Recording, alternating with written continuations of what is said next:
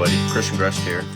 One thing that people are constantly having to purchase, especially if you have a lot of firearms, tactical type firearms or AR-15s, etc., are M-Lok rail sections or key mod, depending on which type of handguard you have or whatnot. So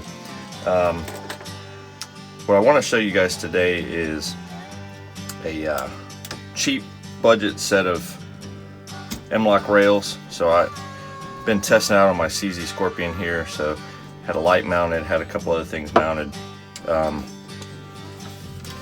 So they're made by Fyland. Okay. They come in a box like this, and they come with 3 different sizes. So let me go ahead and take these guys out. So I got the smaller one already mounted, but they come with a couple wrenches. You have a long section here, a mid-size one, and I can't remember if this is 2 inches. And I guess I could always measure it.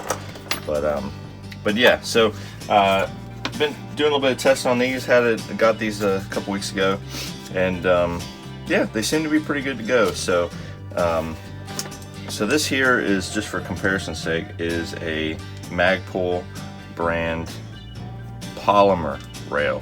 And I'll be honest with you, the polymer ones, they work great. They're great for saving some weight, but you know, there's nothing like having some metal rail sections. So I kind of prefer the metal ones, but a lot of times they're really pricey. So even a small one like this is going to run you, you know, over $10, $10 to $15 for just one section. Now, this entire rail setup here was $20. Okay, so around $20. I don't remember the exact price. So you get all 3 sections here. You get a couple wrenches. You get screws and your attachment points. And the only problem that I ran into with mine was, I would highly recommend, and it used to be that Magpul would put some of this on their screws, but I noticed this setup here doesn't have it. I would recommend a little bit, just a dab of blue Loctite on these screws to keep them from loosening up. But other than that, you know, it's been rock solid. I had it loosen up one time when I had my light on there. Yeah, I noticed it, and you know, I added a little bit of blue Loctite and retorqued them, and it's been rock solid. So that's my only complaint. As far as rail specs, I do got a caliper right here.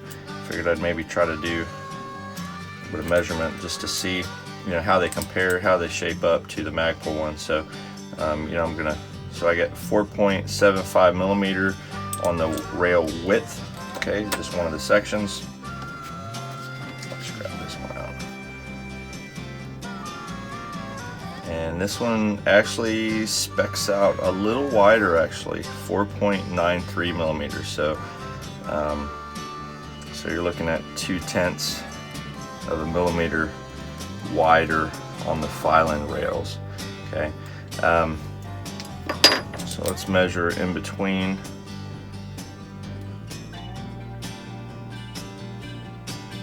That's pretty good. So 5.4 millimeters in between the raised portion of the rail. And let's see here.